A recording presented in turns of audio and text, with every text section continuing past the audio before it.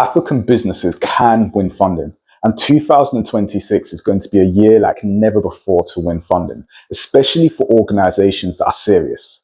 And by organizations that are serious, I'm not referring to those that have won funding after funding after funding. Instead, I'm talking about those that are actually trying to solve a problem that's dear to them and working hard and relentlessly to do so. In this video, I'm going to give you 3 principles that we use and we know works and is going to accelerate your ability to access funding in 2026. But before doing so, let's have a look back at 2025. There's 2 lenses I want to look at the last year through.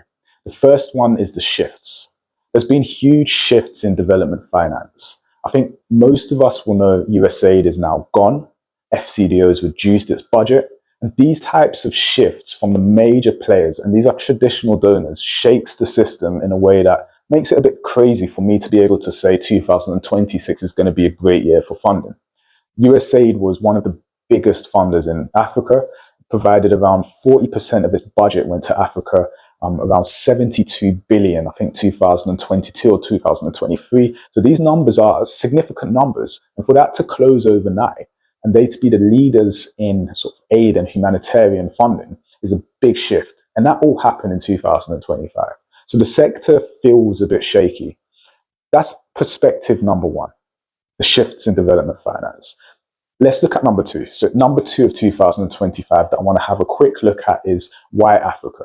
What we're also seeing is that it's not just that these funders are now saying we're not going to be involved in Africa anymore. What you actually see is how their involvement in Africa is interpreted is shifting. So their interests are not to give aid and donations. Instead, you're hearing a lot of Africa has the youngest population. We've heard this for many years. Africa has the fastest growing economies on the continent and globally. And if you combined these reductions in aid budgets with this high interest in recognition that actually a lot of the future growth and current growth is taking place in Africa, what you have is actually shifts in the perspective or the stance that these donors have. And these donors, it's not just talking about the sort of US donors or the UK donors, etc.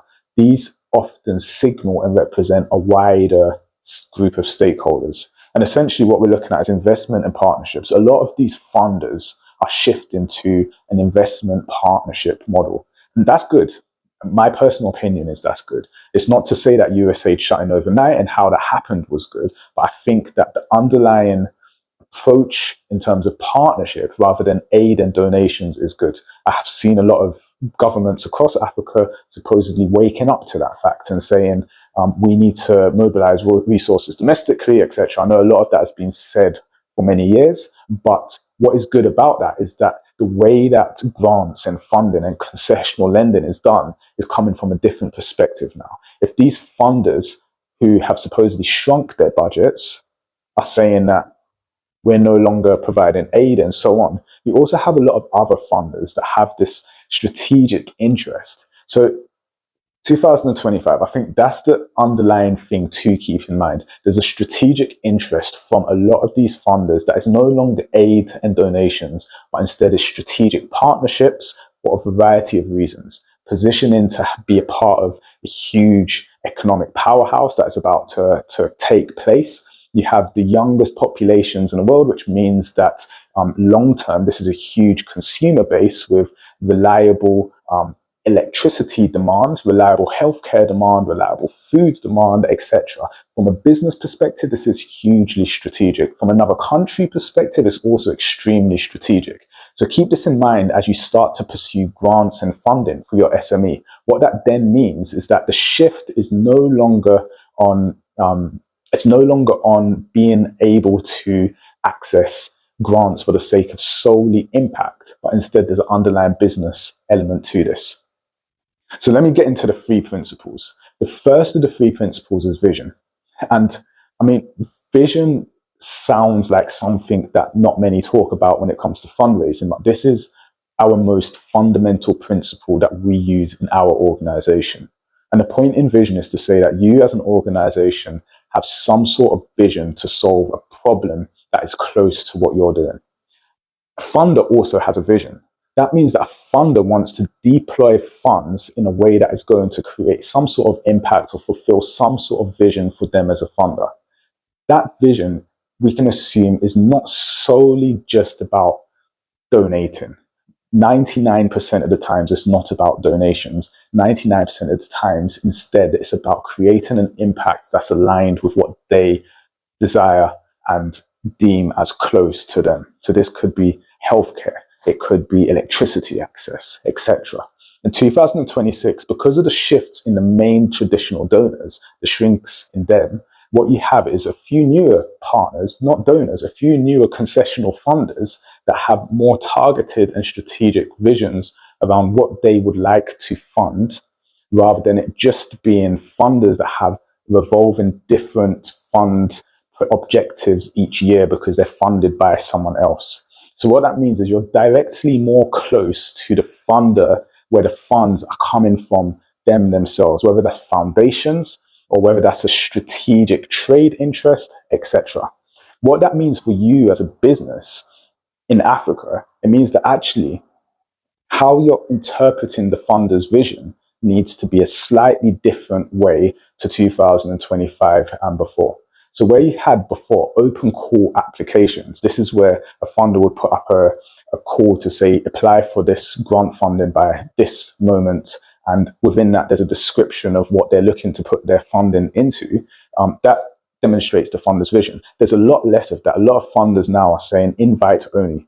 We're only going to accept applications that we've asked people to submit rather than have an open call. This means that you as an organization or you as a founder that's running a business in Africa, you need to be a lot more strategic in mapping out the funders that align with your vision and being able to engage with them and build a relationship. The way that we interpret or illustrate vision is usually through a Venn diagram. So you have your organization's vision in one circle of that Venn diagram, you have the funder's vision in the other circle of that Venn diagram, and where these two things overlap is where you have a productive opportunity to fundraise. So understanding that funder's vision is now more of a relational process. It's not just being able to look at that funding call. Instead, it's about building a direct relationship with funders that have a strategic interest in the vision that you're pursuing, or the setting that you're pursuing, or the sector that you're pursuing. This is a lot more entrepreneurial. My strategic tip in doing so is that allow for this relationship building exercise with these funders to be genuine. Don't build the relationship based on the need for funding. That puts funders off, because then you're sort of shaping your relationship based on the need for funding. Instead, build a relationship based on this mutual impact. And as you build that relationship, the funding follows. They start to invite you to apply for grants. Remember, these funders have the vision, but to implement it, they need the businesses. So that relationship presents a way to have a strong foundation for them to invite you for these open calls and so on. The second principle is partnerships. And by partnership, we're talking about the mindset of you as the organization and the funder being on equal ground. Because the funder comes to the table with funds, it doesn't put them at any higher position to you as an organization that's implementing that fund. And that's important, and funders respect that. When you could carry your weight and show that you're the contextual expert and needed more than actually even the funds to implement the funds to create the impact, that carries authority and allows for the relationship to be on equal grounds, and that funder to confidently be able to say, this is a contextual expert. For us to create energy access in this setting, we need to invest in an organization that understands energy access and has credible partnerships in country and in the sector that they're serving to be able to absorb these funds and implement it well. So as you're building these relationships with funders, remember to take a partnership-based approach and show you're this contextual expert and that this funding is going to be able to hit the ground running as you implement it.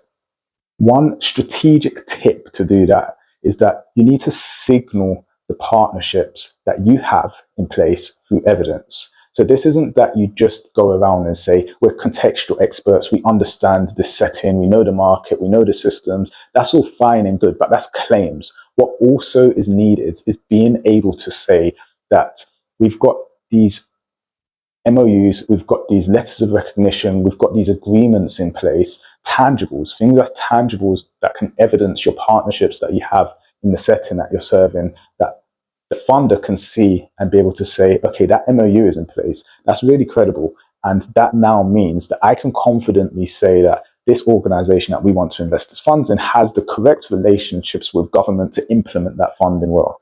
So always look for how you're going to evidence those partnerships and bring that to the table as you build the relationships with these funders. Principle 3 is sustainability. Sustainability refers to how you're going to grow your organization through having an underlying business model that is not relying on the grant funding or some sort of concessional funds from these funders.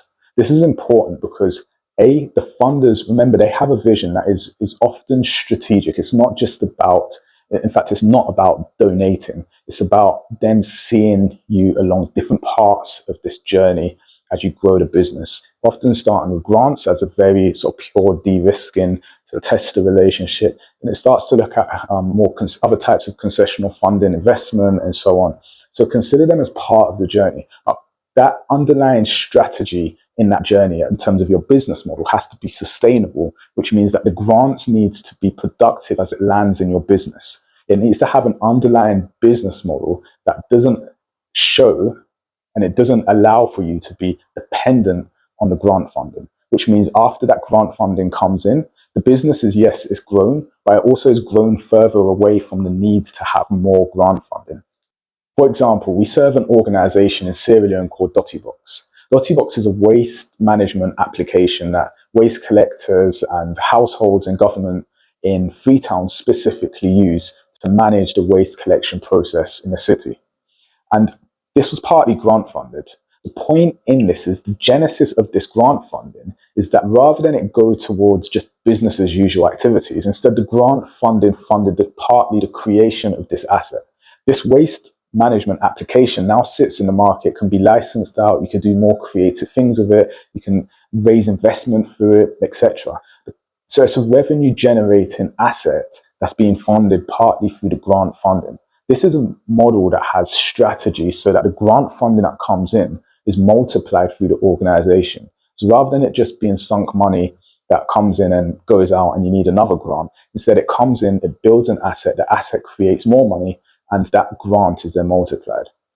So each organization would have its own underlying strategy. The point in this is there needs to be a strategy in place as you engage with these funders and they start to invest funding into your organization. Remember, they're investing funding. Your job is to grow that funding, both financially and also in terms of impact. It benefits you as an organization to reduce your dependency on funding, and it also benefits them as a funder to allow for them to walk with you along the different parts of your journey, introduce you to new investors, invest themselves, and so on. So these are the 3 principles you should take into 2026. Vision, remember the shift in the funder's perspective, which means that how you assess their vision needs to be slightly different for you to access the funding. Number 2, partnerships. Remember, you're the contextual expert. Highlight through that the strategic element of your partnership, which is going to bring benefit to you, but also bring benefit to them as the contextual expert in country. Number 3, the sustainability. Make sure you have an underlying strategy. So that funding is going to be grown and multiplied in your organization, especially in 2026 when we're looking at strategic partnerships and ventures that are going to position for the real absorbing of the growth that's taking place in Africa. So even though we've had a rocky 2025 in terms of the development finance space, remember these shifts are just changes in how the perspective of these funders are being signaled in terms of their interests. Africa is still the place people want to inject funds into, but it's not aid and donations. Instead, we're looking at strategic partnerships, investments, and things that are going to be able to support the growth of the economy and the settings that's being served, but also take into account the strategic interest of those funders. I hope this video is helpful as you position to absorb some great funding in 2026.